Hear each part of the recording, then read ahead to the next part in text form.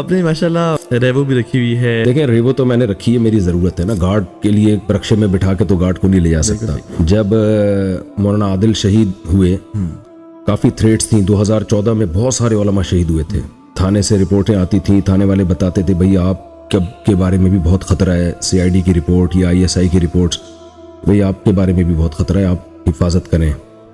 بعض علماء کہہ رہے تھے آپ باہر چلے جائیں, کیونکہ جو مجھ سے بھی کم مشہور تھے وہ شہید ہو گئے تھے. مولانا اسم شیخوپوری تو خیر بڑے مشہور تھے, وہ شہید ہوئے. مفتی عتیق الرحمان شہید ہوئے. ادھر قریب میں ہماری مسجد میں ایک امام تھے, کوئی جانتا بھی نہیں تھا, وہ بھی شہید ہو گئے. تو پھر میری ریکی بہت ہو رہی تھی. مجھے صاف پتہ چلتا تھا کہ یہ برقعے میں خواتین جو آ رہی ہیں گھر کے باہر گھنٹہ گھنٹہ بیٹھ رہی ہیں, ریکارڈنگ کر رہی ہیں آنے جانے کی, وہ دیکھ رہی ہیں ایکٹیویٹیز. پھر ہم دیکھتے تھے کچھ بھکارانیں آ کے بیٹھتی تھیں 6-6 7-7 گھنٹے. اچھا, ہم نے تعاقب کیا, پتہ چلا ان کو تو بڑی گاڑی آتی ہے لے کے جاتی ہے ان کو.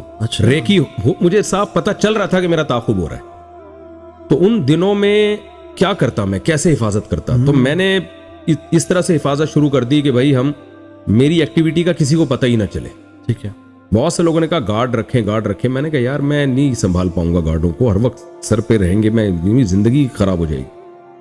تو وہ ٹف ٹائم تو ہم نے اسی طرح گزارا کہ آنے جانے کا نہیں پتہ چل رہا. پھر مجھے تین بیویاں تھیں اس وقت, اس کا بھی بڑا فائدہ ہوا. پتہ ہی نہیں چلتا تھا یہ صبح کس گھر سے نکلے گا. اس سے بھی لوگ بہت کنفیوز ہوتے تھے نا, تو اس کا بھی مجھے فائدہ ہوا.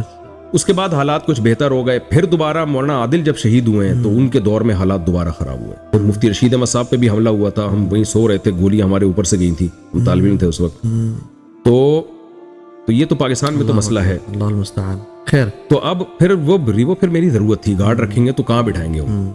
تو پھر ہم نے اسلامک بینک سے ہم نے قسطوں پہ انتظام کیا, لیکن اس پہ بھی لوگ اعتراض کر رہے ہوتے ہیں, وہ ریوو میں گھوم رہے ہیں تو کیا کریں.